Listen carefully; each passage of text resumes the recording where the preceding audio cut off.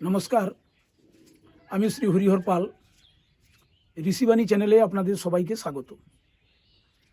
দেখতে দেখতে মকর সংক্রান্তি চলে এলো। 14ই জানুয়ারি মকর, আর মকর সংক্রান্তি বলতে এবছর 15ই জানুয়ারি সোমবার পড়েছে। তো আমি মকরের কথা একটু বলি। আমাদের এই গ্রাম বাংলায় এই মকর কীভাবে পালিত হয়, না এই মকরের দিন কি হয়, মূলত আমাদের যেখানে এই ধান ঝাড়াই মাড়াই হয় সেই জায়গায় গোবর লাতা দিয়ে দেওয়া হয় এবং একটা খুঁটিকে পোতা হয় ভালো জায়গায়। তারপর সেখানে সন্ধ্যার সময় লক্ষ্মী পূজার আয়োজন করা হয়। মানে ধানের একটা একগুচ্ছ আঁটি ধান আছে, যেটা ফসল তোলার শেষে মাঠ থেকে নিয়ে আসা হয়, সেটাকে সুন্দরভাবে দাঁড় করিয়ে দেওয়া হয়। তারপর চালগুলা দিয়ে চারদিকে তার আলপনা বিভিন্ন রকমের আঁকা হয় এবং সন্ধ্যার সময় পুজো করা হয়। সে পুজোর রীতি একটি আবার সুন্দর একটা রীতি আছে। মানে এই সন্ধ্যার সময় যিনি পুজো করবেন, অর্থাৎ সেই কৃষক, তিনি বসে থাকবেন চুপ করে একটি পাত্রে জল নিয়ে।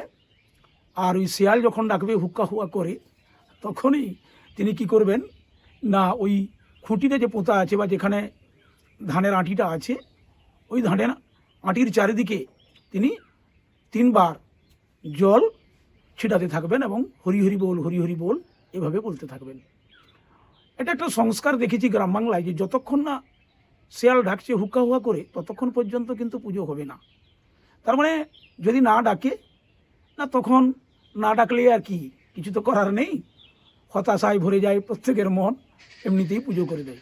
তো সংস্কারটা কি, প্রচলিত সংস্কার, শিয়াল ডাকলে কি হয় না, আমাদের যে গ্রাম বাংলায় এই সংস্কারটা প্রচলিত আছে, সেটা হচ্ছে শিয়াল যদি ডাকে তারপরে যদি লক্ষ্মী পুজো করা হয়, তাহলে সেই বছর ফসলও ভালো হয়।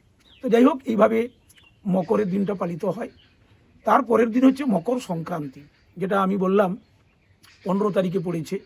ওই সংক্রান্তির দিন, ওই মকর সংক্রান্তি বলা হয় কেন না, এই দিন সূর্যদেব মকর রাশিতে গমন করেন। তো এই দিন কি হয়, গঙ্গাসাগরে ভক্তেরা সেখানে যান। কপিল মুনির আশ্রম সেখানে অবস্থিত। কপিল মুনির আশ্রমে সেখানে তারা পুজো দেন। এটা একটা আমাদের পুরাণে বলা হয়েছে যে যারা সেই সাগর সঙ্গমে সেই মুহূর্তে যারা স্নান করেন, তার নির্দিষ্ট একটা সময়সূচি আছে পঞ্জিকা মতে, তাহলে মহাপুণ্য লাভ হয় এবং সেই জন্য সবাই সেখানে চলে যান। আর এই সংক্রান্তির দিন কি দেখা যায় আমাদের গ্রাম বাংলায়, ওই খড়ের আঁটিকে দিয়ে হনুমান তৈরি করে যারা বিভিন্ন উপজাতির মানুষ, তো তারা সেগুলোকে নিয়ে এসে নাচায় প্রত্যেকের বাড়িতে, এবং তারা কারো বাড়িতে চাল, কারো বাড়িতে টাকা, এইভাবে তারা সংগ্রহ করে। আর এটা আমাদের পৌষ পার্বণও বলা হয়। পৌষ পার্বণ বলতে মানে পিঠাপুলির উৎসব এক ধরনের। বিভিন্ন জায়গায় মেলা বসে আর সবাই খুব আনন্দ করে। মানে এই দিনটা আমাদের তো 12 মাসে 13 পার্বণ, 13 পার্বণের মধ্যে এটা একটা উল্লেখযোগ্য দিন। এবং একটা মকর সংক্রান্তি যেটাকে বলা হয়, এটা খুব পুণ্যের দিন, পুণ্য লাভ করার দিন। আর এদিন কি হয় না, সূর্যের উত্তরায়ণ শুরু হয়, দক্ষিণায়ন শেষ করে সূর্যদেবের উত্তরায়ণ শুরু হয়। এবং এই দিন থেকে, এই সংক্রান্তির দিন থেকে, এই যে দিনমানটা, মানে দিনের বেলা যে সময়টা কমে গেছিলো এই শীতকালটা আমরা দেখলাম, রাত বড় দিন ছোট, এবার দিন ধীরে ধীরে বাড়তে শুরু করে আর রাত ধীরে ধীরে কমতে শুরু করে, মানে সময়ের পরিমাণটা রাতের কমতে শুরু করে। তো যাই হোক, এখনও কিন্তু আমাদের গ্রাম বাংলায় এটা খুব আনন্দের সঙ্গে, খুব উৎসাহের সঙ্গে পালিত হয়।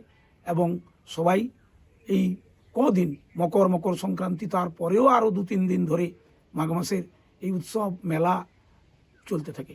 নমস্কার। ভিডিওটি যদি ভালো লাগে আপনারা লাইক করবেন, কমেন্ট করবেন এবং আমার চ্যানেলটিকে সাবস্ক্রাইব করবেন।